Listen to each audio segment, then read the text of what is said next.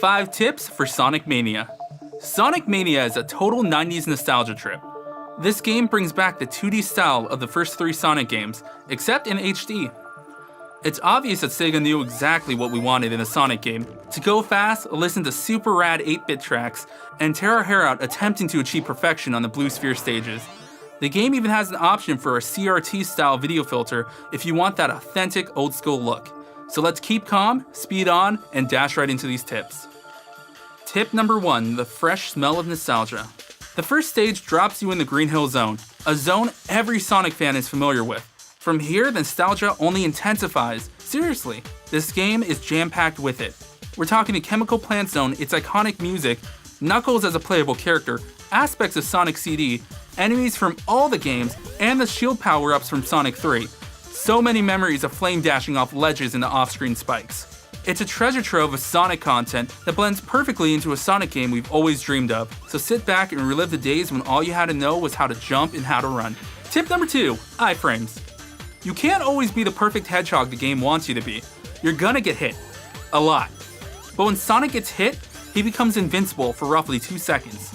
These are called iframes, or invincibility frames. It may not seem long, but those 2 seconds are perfect for getting a few cheap shots in, or getting away from danger. Like most Sonic games, you only need 1 ring to stay alive, so don't waste time grabbing them all, just grab 1 and keep attacking. Tip number 3, unlocked abilities. After completing a few zones, you'll begin unlocking new abilities for Sonic. You can access these by hovering over the no save icon in Mania mode and pushing Y on your controller. The drop dash is pretty useful. When jump in the air, if you push and hold jump again, you'll do an immediate dash once you land. The super peel out is my favorite though. If you hold up on the thumbstick or D-pad and then push jump, you'll start running in place. Then when you let go, you'll speed past the screen. Note, this move is actually faster than a normal charge dash. Last is the Sonic 3 and Knuckles Insta Shield. When you jump in the air, you can push jump again to let out a small pulse, which will shield you from an attack. The pulse can also be used to deal damage to nearby enemies. Definitely useful for boss fights. Tip number 4, bonus stages. Sonic Mania has 2 main bonus stages, the Blue Sphere stage and the UFO stage.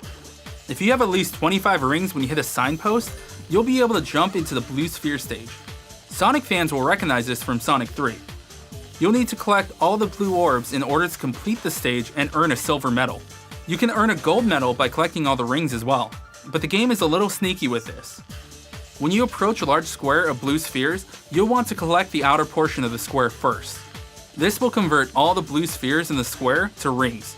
This is the only way to get all the rings, so if you're planning to attempt this, be sure to set aside 1 or 2 standalone blue spheres, because once you get the last sphere, the stage is over. As for the UFO stage, if you find a giant gold ring, it'll take you to a low polygon stage that tasks you with chasing down a UFO who just so happens to have Chaos Emerald.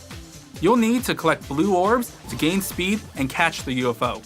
Just watch out for obstacles as well as the ticking timer of rings. To keep from timing out, you'll need to collect rings as well. Note, you can gain ground on the UFO by jumping corners. Just keep in mind that it's pretty easy to lose control and fly off the stage. Tip number 5, Supersonic and the final fight. One thing every hardcore Sonic fan loves is going Supersonic. You can unlock Supersonic once you've collected all 7 Chaos Emeralds. Once you do, hop into a zone and collect at least 50 rings. Then anytime you're in the air, hit jump to go Supersonic. When you're Supersonic, you're invincible, but your ring supply will slowly deplete. Once your rings hit 0, you're back to a normal hedgehog, so try to collect rings while Supersonic to prolong the timer. You can beat the game without all the Chaos Emeralds, but you'll get a try again message with Dr. Robotnik holding the remaining Chaos Emeralds.